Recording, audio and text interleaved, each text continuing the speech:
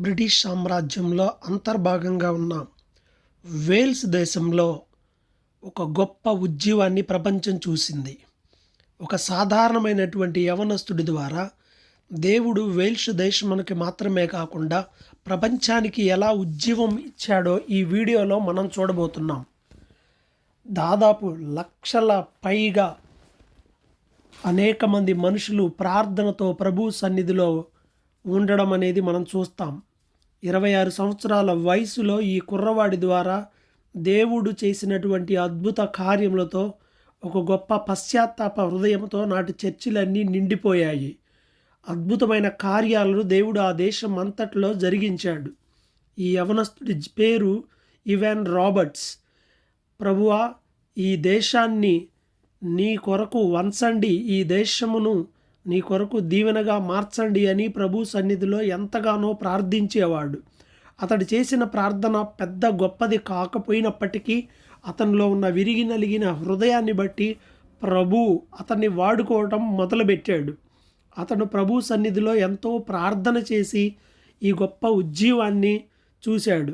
వివరాల్లోనికి వెళ్ళినట్లయితే వేల్స్ దేశంలో 1878 సంవత్సరంలో ఒక చిన్న పట్టణంలో ఇవాన్ రాబర్ట్స్ జన్మించాడు. ఇతని కుటుంబం కూడా సాధారణమైనటువంటి కంసాలి పని చేసుకునేటువంటి వారు. అంటే ఈ పాత సామాన్లకు మాట్లు వేయటము, అలాగే పనిముట్లను తయారు చేయటము వీరి వృత్తిగా ఉండేది. అంత మాత్రమే కాకుండా ఇతడు బాల్యం నుండి తండ్రికి ఈ పనిలో సహాయపడుతూ ఉండేవాడు.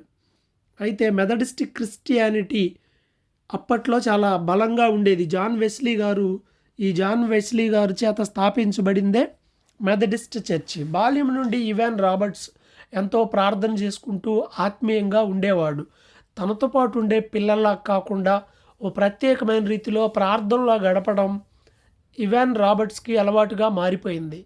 అందరిలాగా లోక సంబంధమైన వాటి వైపు వెళ్లకుండా బాల్యం నుంచే దేవుని యందు భయభక్తులు కలిగి ఉండడం, చర్చికి వెళ్ళడంతో పాటుగా ఈయన స్థానికంగా ఉండేటువంటి బొగ్గు గనిలో పనిచేయడం మొదలుపెట్టాడు.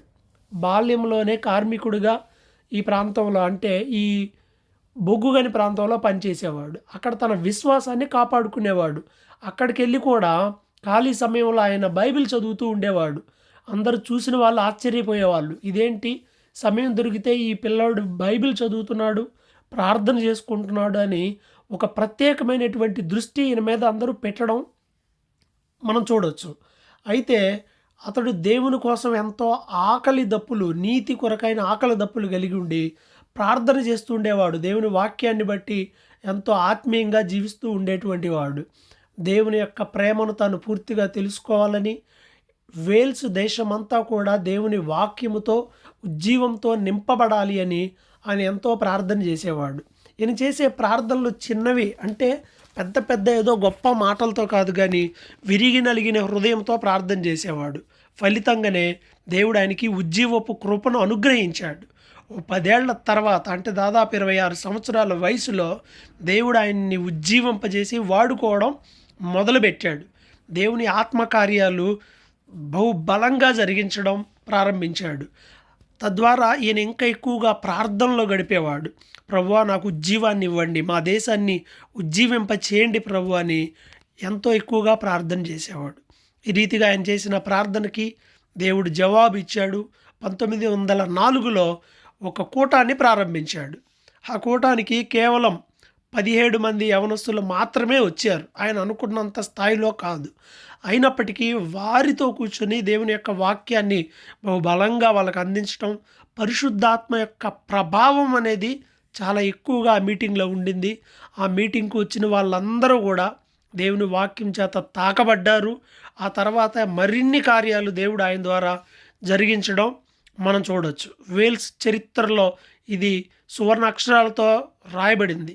పరిశుద్ధాత్మ కార్యముల కొరకు ఆయన చేసిన ప్రార్థన, కన్నీటితో ఆయన చేసినటువంటి ప్రార్థన ఆ దేశాన్ని ఉజ్జీవంతో నింపిందనే చెప్పాలి. బలమైన ఆ ఆత్మ తాగుదల ప్రభావమే 1905లో వచ్చినటువంటి ఉజ్జీవము. రాబర్ట్ ఇవాన్స్ ప్రతిరోజు క్రమం తప్పకుండా గంటల తరబడి బైబిల్ చదవటంలో సమయాన్ని గడిపేవాడు. ఒంటరిగా ప్రభు సన్నిధిలో ప్రార్థించేవాడు. దేవుడు వాక్యం ద్వారా తనతో మాట్లాడిన ప్రతి విషయానికి ఆయన లోబడేటువంటి వాడు. తనలో దేవునికి విరోధమైనవి తెలుసుకుని వాటిని ఒప్పుకొని వాటిని విడిచిపెట్టేటువంటి వాడు. తను ఏం చేస్తాడో దానినే అందరికీ ప్రకటించడం మొదలుపెట్టాడు. ఫలితంగా అందరూ కూడా తమ తమ పాపములు ఒప్పుకొని వాటిని విడిచిపెట్టి ప్రభువు కొరకు జీవించడం మొదలుపెట్టారు. అన్యాయంగా సంపాదించిన వాటిని తిరిగి ఇవ్వటము, బాధ పెట్టిన వారిని క్షమాపణ అడగటము, ఈ విధంగా నైతిక మార్పు, సామాజిక మార్పు ఇవన్నీ కూడా ఆధ్యాత్మిక మార్పు ద్వారా మాత్రమే సంభవించినాయి. చిన్న చిన్నగా ఆయన మీటింగ్కి అటెండ్ అయ్యే వాళ్ళ సంఖ్య పెరిగిపోయింది. 17 మందితో ప్రారంభమై వందలు, వేల మంది, లక్షల మందిని ప్రభావితం చేసే స్థాయికి వెళ్ళిపోయింది. ఆయన పెద్ద ప్రసంగాలు ఏం ప్రిపేర్ చేసుకునేటువంటి వాడు కాదు. పరిశుద్ధాత్మ దేవుడు ఆయన్ని ఏ విధంగా నడిపిస్తాడో ఆ విధంగా ఆయన సిద్ధపడేవాడు. ప్రత్యేకంగా ఏవో పుస్తకాలు తీసుకొని దాంట్లో చదివి ఉన్న వాటినే చదివి వల్లి వేయటం లాంటివి ఆయన చేసేవాడు కాదు. దేవుని ఆత్మ ద్వారా ప్రసంగించేవాడు. అనేక మంది వచ్చి దేవుని వాక్యాన్ని వినటం ప్రారంభించారు. ఆయన అనేక ప్రాంతాల్లో, రైల్వే స్టేషన్లో, బస్ స్టాపుల్లో, సెంటర్ మార్కెట్ ప్లేసుల్లో ఎక్కడ దొరికితే అక్కడ ప్రజలకి దేవుని యొక్క వాక్యాన్ని అందించడం ఆయన మొదలుపెట్టాడు. ఫలితంగా అనేక మంది దేవుని వాక్యానికి లోబడ్డారు. లక్షల కొలది మంది ప్రజలు పాపమును విడిచిపెట్టి పరిశుద్ధుడైన దేవుని వైపు తిరగడం మొదలుపెట్టారు.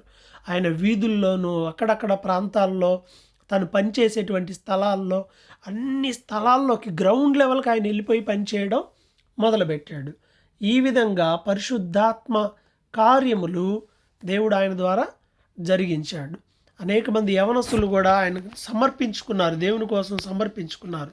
ఫలితంగా ఆ రోజుల్లో ఆ సినిమా థియేటర్లు అంటే ఈ నాటకశాలలు, బ్రాందీ షాపులు అంటే మద్యం షాపులు, వేశ్యలు ఉండేటువంటి ప్రాంతాలన్నీ ఖాళీ అయిపోయినాయి. పోలీసులకు పని తగ్గిపోయింది. దొంగతనాలు లేవు, నేరాలు లేవు, అరెస్ట్ చేసే పని లేదు. కోర్టులో న్యాయాధిపతులకు కూడా ఏమీ లేని పరిస్థితి. అందుకే బైబిల్ని తీసుకొని వాళ్ళకి గిఫ్ట్గా ఇచ్చేవాళ్ళు. ఇంకేం లేదు. ఇవన్నీ చట్టాల వల్ల, పోలీసుల వల్ల, ప్రభుత్వాల వల్ల జరిగినాయి కాదు, కానీ పరిశుద్ధాత్మ వల్ల మాత్రమే ఇవన్నీ జరిగినాయి. మనుషులు పరిశుద్ధాత్మ ప్రభావంతో, పశ్చాత్తాప హృదయంతో ఉండడం, దేవుని కార్యాలనేవి అద్భుతంగా జరగటం అనేది మనం వేల్స్లో మనం చూడవచ్చు. ఈ వేల్స్ ప్రాంతంలో ఆయన చేసిన పరిచర్య, ప్రార్థన, లోతైనటువంటి ఉపవాసము, పరిపూర్ణంగా దేవుని చిత్తాన్ని వెతకడము, దానికి లోబడటం, ఇవే ఉజ్జీవానికి బలమైనటువంటి కారణాలు. ఒక 26 సంవత్సరాల యవనస్తుడిని దేవుడు నిలబెట్టి ఆ దేశానికి ఎంతో దీవెనకరంగా మార్చేశాడు. ఆ దేశంలో ఉన్న అనేక మంది పరిశుద్ధాత్మ ప్రభావంతో తాకబడిన తర్వాత ఆయన ఇక బహిరంగంగా బోధించటం ఆపేశాడు. పబ్లిక్ లీడర్షిప్ అనే దాని నుంచి ఆయన క్విట్ అయిపోయాడు అనమాట. రిజర్వ్డ్ లైఫ్ అంటే ఒంటరిగా ప్రభు సన్నిధిలో గడపటం, ప్రార్థించటం, రాయటం, ఇలాంటి మాటలన్నిటినీ ఆయన గ్రంథస్థం చేయడం మొదలుపెట్టాడు. ఆ విధంగా తనకు 75 సంవత్సరాలు వచ్చే వరకు ప్రభు సన్నిధిలో ఆయన చక్కగా ప్రార్థనలో, ఉపవాసంలో ఉన్నారు. 1951లో ఆయన చనిపోయారు 72 సంవత్సరాల వయసులో. ఒక సాధారణమైనటువంటి వ్యక్తి కానీ దేవుని కొరకైనటువంటి విరిగి నలిగిన హృదయం ఉండడం ద్వారా ప్రపంచవ్యాప్తంగా ఆయన యొక్క సేవా ఫలం అనేది ఉంది. కేవలం ఒక వేల్స్కే కాదు, ప్రపంచంలో అనేక దేశాలకి ఈ ఉద్యమం అనేది వ్యాపించింది.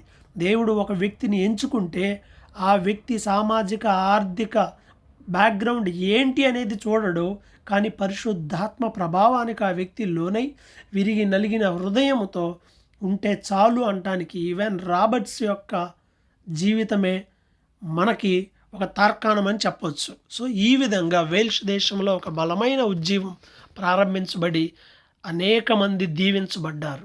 ఈ వీడియో చూస్తున్న మీరు కూడా ప్రార్థించండి. రాబర్ట్ ఇవాన్స్ ఒక సాధారణమైన వ్యక్తి. ఆయన్ని వాడుకున్న దేవుడు నిన్ను నన్ను వాడుకోడా, మనం ఉండే ప్రాంతంలో కూడా ఉజ్జీవం రావాలని ప్రార్థన చేస్తూ తగిన జీవితాన్ని మనం జీవించాలి. ప్రభు తప్పకుండా మనల్ని ఉజ్జీవింపజేస్తాడు. మన దేశాన్ని, మన రాష్ట్రాన్ని, మనం ఉండే ప్రాంతాలని దేవుడు ఉజ్జీవింపజేస్తాడు.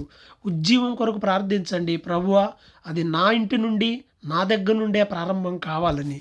దేవుడు మిమ్మును ఆశీర్వదించునుగాక. ఆమెన్.